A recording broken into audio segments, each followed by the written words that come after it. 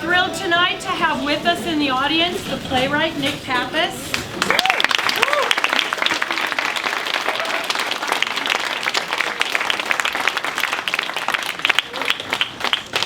If anybody does, can we go ahead and have house up to half? If anybody does need to leave, this would be a great time to do that. But Nick is going to honor us with a very short, maybe 15-minute talk back. If you've got some questions of him or the cast, we'll wait till we get a little. You guys want to see? Does anybody want to see? I met Nick 2.5 years ago, before I started working here. I met him at Thespian Festival. I don't know, it was like breakfast or lunch with that crazy comic. And we laughed and yeah, it was so much fun. Yeah. But then we started talking about his show, and I got a copy and decided, it had to be done at some point. After Parkland happened, I went to Mr. Mead and I said, the time is right. These kids aren't being quiet. Why would we be quiet? And the administration agreed with us.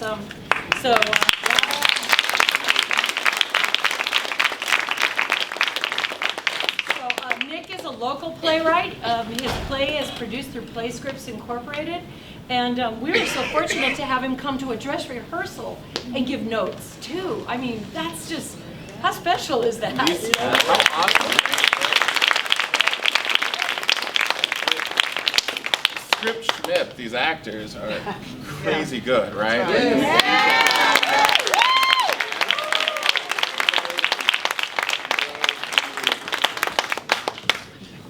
Wow. So, questions? Yeah, Nick, it's all yours, buddy. Oh, I'm taking it, okay, yeah. Okay, serious question. So how is, for Sung Bleaching, how is rape porn better than what Roger did? Like, he would watch Yeah. So one more time, I'm so sorry. How is he not as a, I know he wasn't a rapist, but how is he not on equal level as Roger? It was really interesting. I think that part of that goes into the development of the play, right? Can we hear the question? Oh yeah, so the question was, how is he not as bad as him, right? Like that's the thrust of the question. So how is his sexual preference different from yeah. The fact because he didn't enact on it? Is that what? Yeah, so I think, again, this comes into part of the structure of the play and the writing process of the play. This was a really hard play to write, first of all, because as I was working on it, it felt like at least once every couple of weeks, something else would happen and I would have to figure out how to update the play and how to continue working on the play, which is, of course, awful, right? Like, that was terrible. And before the first major reading of the play, I think it was maybe less than 2 weeks beforehand, the shooting in Isla Vista happened, which was Elliot Roger. And that really struck a chord because even though there was manifestos written and things written, that was the first real, we had like YouTube and video at that point. And I just found, as unsettling as all of these people are, there was something really unsettling about that clip of Elliot Roger talking. I also am personally a super hardcore feminist. I think that the rights of women are very, very important. And there were certain things that Roger said that really sort of struck a chord for me. And one of the things that I started thinking about was how interesting would it be if all of these people, because that's what they are essentially, right? Like at the end of the day, all the shooters are still people, they're still human. One of the things that just struck me was, what was the class system like for them? And part of what went into that idea of class system, I had already had this idea in place that Mama was the character who was the person who was sort of like their deity, so to speak. And he seemed the most likely to work against their deity, so in that idea of like class system, they would then attack that person. So I don't know if that quite answers your question, but part of that was just development and timing. Yeah. Two quick questions. Number one, do you have unfortunately, any plans to update it now because of Parkland? Yeah, that is tough. That is a tough question. The question was, is there any plans to update it now after Parkland? And quite honestly, after the shooting in Texas, Pulse nightclub happened after this. Sorry, what? Maryland just happened. Yeah, Maryland just happened. And not all of these incidents are at school, but they are part of the collective consciousness, I think, about any kind of mass spree shooting. And I struggle. I really struggle with the idea of, do I update it? And I think what really breaks my heart about just the idea of that is, I think if I did, I would never stop updating it. I think every 6 months to a year, I would have to look at the facts, the numbers, the figures, and do that. And quite honestly, writing this play almost broke me as a human. To read autopsy reports of what a bullet does to a kindergartner's body is devastating in so many ways, and I just don't know if I could even physically and emotionally handle jumping back into this play, which is awful because it's 3 years old and it's almost embarrassingly out of date. As Beautiful. Thank you, but like that's tough. Like that feeling is tough. So. And the second question, can you just very briefly explain the character of Mama? So the second question was briefly explain the character of Mama. Mama, Brenda Spencer, is considered like the first modern day school shooter. She was the first person who was a student. Her thing was she sat across the street from her school, from actually an elementary school, and was shooting people in Cleveland as they were going into classes. This was, I can't remember the exact date, it was early 80s. Late 70s. I try to push as much of the information out of my head as possible. So she predated. She predated everybody but Whitman. Yeah. But Whitman was slightly different, and there was a huge split between Whitman and her.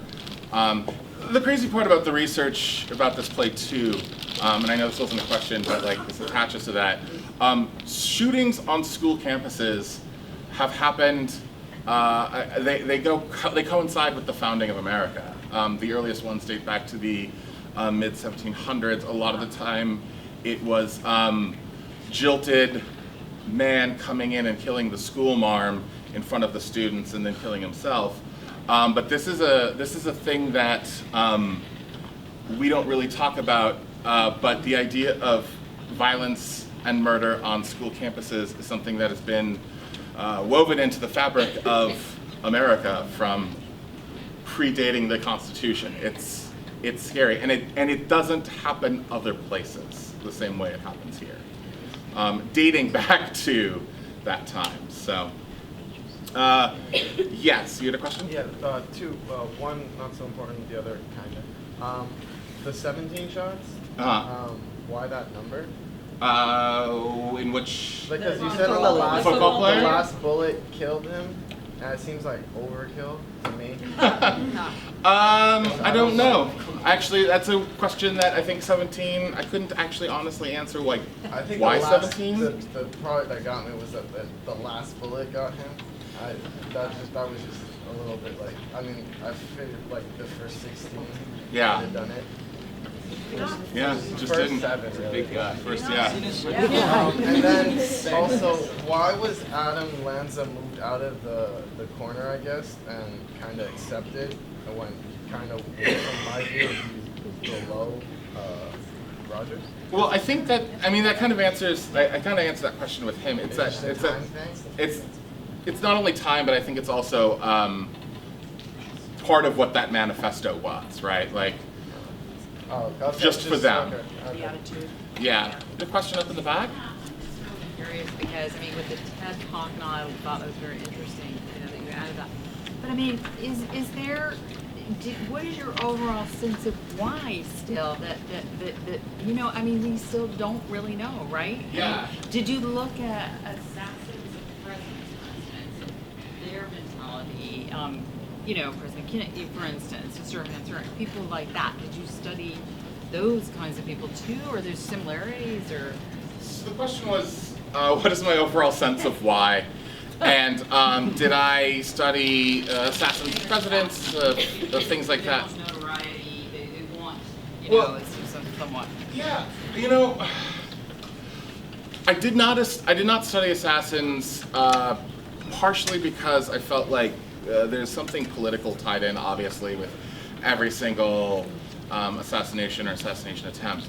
Quite honestly, when I started writing, I'm laughing because it's ridiculous. I started writing this play, and the structure of this play at one point was going to be very, very, very different. It was going to be a 2-act play. The first act was simply going to be a bunch of students in a room as they heard the shooter coming closer. And then the second act of the play was going to be a therapy session with all the school shooters, and they were going to be talking about their feelings and talking out their ideas. And I thought, very stupidly, that I would figure out, be like, oh yeah, no, I'm going to figure it out and I'm going to solve this problem, which is like saying, I don't know, I'm going to walk to the moon, right? Like, Cure cancer. yeah, I'm going to cure cancer by writing about it. And it was only after a lot of drafts where I realized that the more I tried to explain things, the more questions there were. I really did a lot of research on all of the killers when they're talking about why they did it. That was actually all the reasons that was presented by the news media to the public.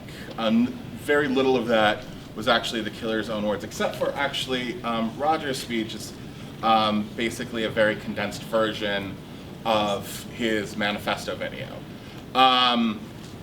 So yeah, I wanted to figure it out, and there was nothing, and I don't know. I wish I was smart enough. I don't know if anyone's smart enough.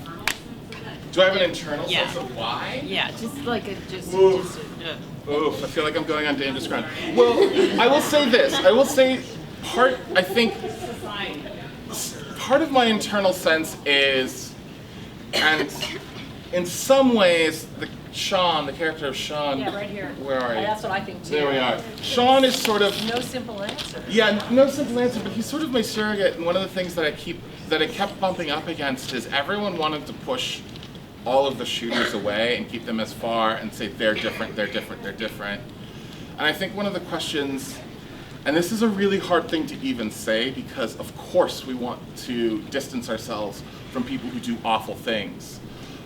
We don't want to see ourselves in them. We don't want to see anyone we know in them for a multitude of reasons.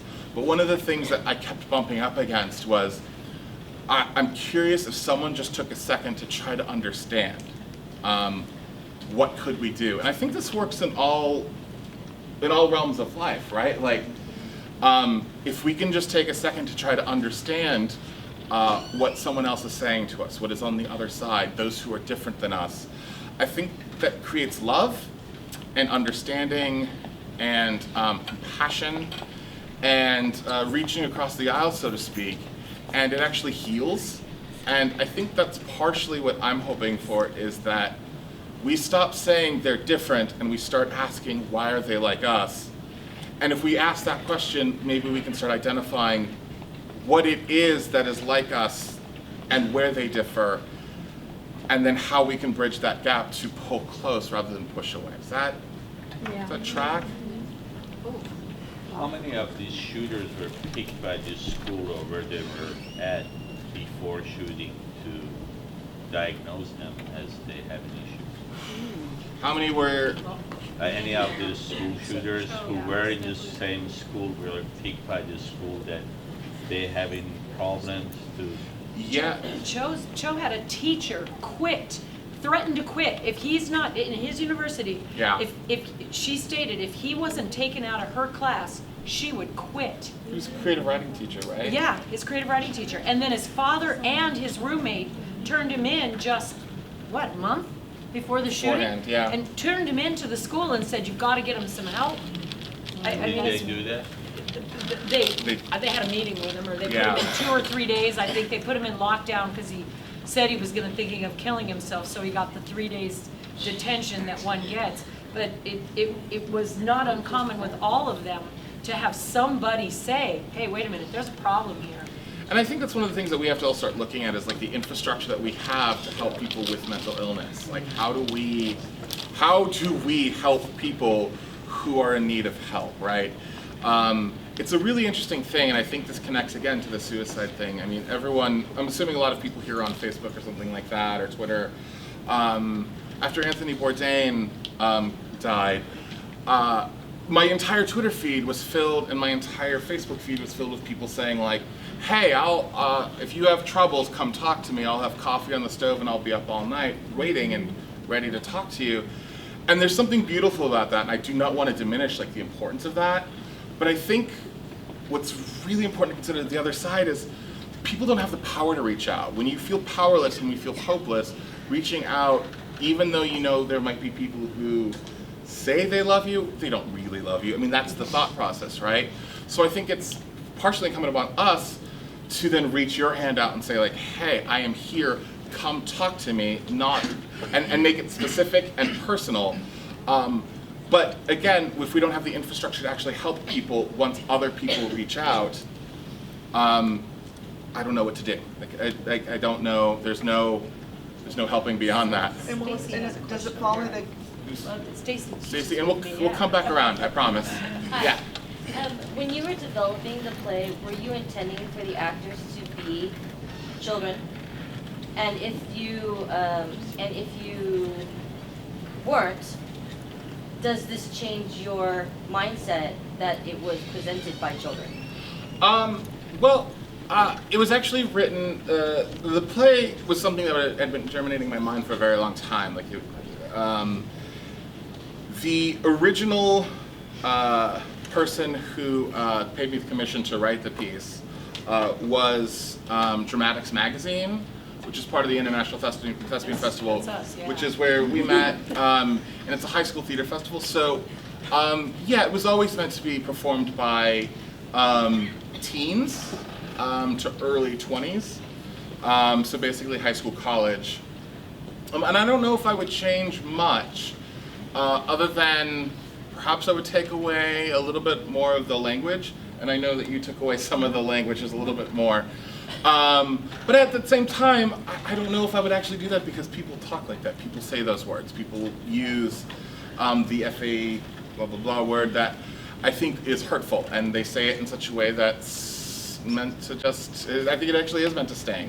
But what that does to somebody psychologically, if they, yeah. So yeah, I don't know if I would change anything. Yeah. So first of all, I'd like to again commend you on an amazing play. Oh, That was really thank you. And then also, you mentioned how writing the piece, of course, was emotionally draining. Yeah. And I was wondering, first of all, how you dealt with that personally when it took up so much of your emotional time and energy. And then also, you also mentioned how every couple of weeks, there'd be something else in this realm. So how long from start to finish did it take you to finish this whole thing? Yeah, two great questions. So the first question was, how did I deal with the emotional drain? And quite honestly, I was just a real asshole. Just grumpy and depressed. My family and my best friend are here.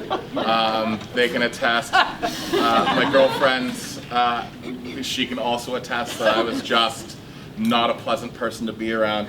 And I remember one time she actually said to me, you either need to finish this play or we're breaking up because I can't deal with you anymore. And I was like, I feel the same! I can't deal with me anymore. And how long, that's a hard, partially that's a hard question because I think I was thinking about this play, let's go with it. I was thinking about this play probably a full year before I even put pen to paper. And then the first draft probably took me about a month. I probably did a month or two of research. And second, third, and fourth drafts working through is probably another month and a half or so. And then I did some editing for the 2 subsequent publications afterwards. So all in all, from the time I started research to the time I finished, 5 to 6 months. But I was thinking about it probably a year before that. Cindy's with Dara. At the dress rehearsal that you went to with the students, were there any words that you imparted with them? Because it clearly affected you as an adult with the topic and it stuck with you for a long time. In putting on this show and then how to kind of take it in but then let it go afterwards? Like what did you guys do for the kids to Well, help I them just with the basically material? said, don't make me look bad. No, just kidding. That's not what I said. I have to tell you, that's my training. I train very physical theater, rather than, of course we have to think, they all had to do their research, right? And that's heavy enough. But I really believe in taking on the body, and then the psychokinetic acting will happen. You take on the body, you research the text, you know what you're saying, and the brain will follow right along. It comes with you. You don't have to think, well, let's see, when was the last time I thought about being a shooter and how am I going to portray that? We don't go there. We don't go there at all. We did group hugs. Group hugs were good. Group hugs were good. And we talk about that. We talk about, are you okay? Are you going to let it, and I got to tell you, I so much praise for Max. Yes. And every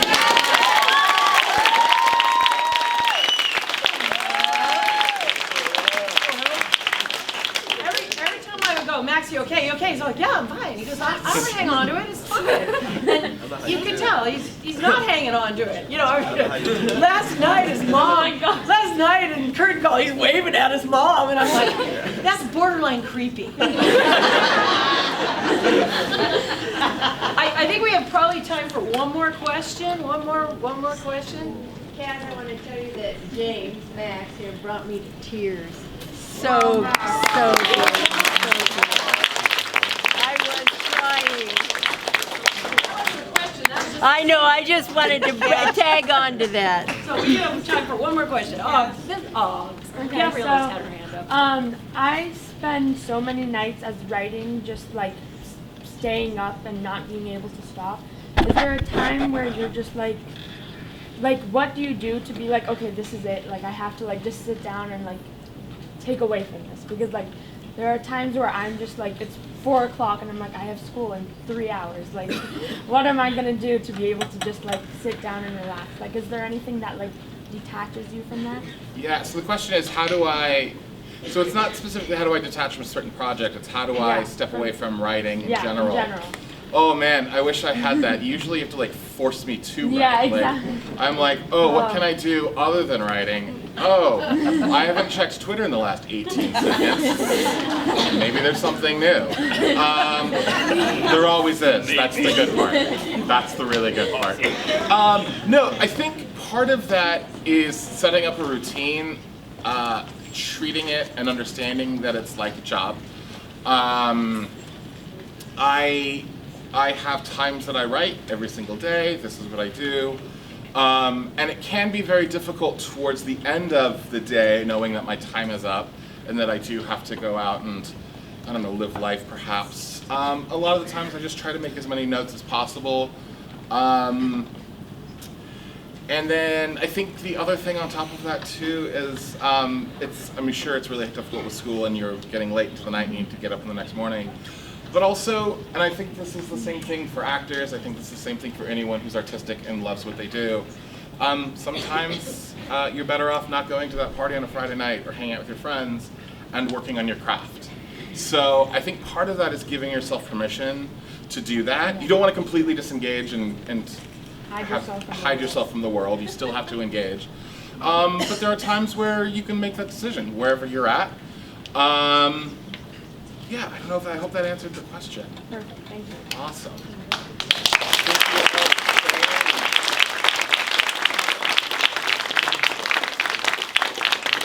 Oh my gosh, this is so cool.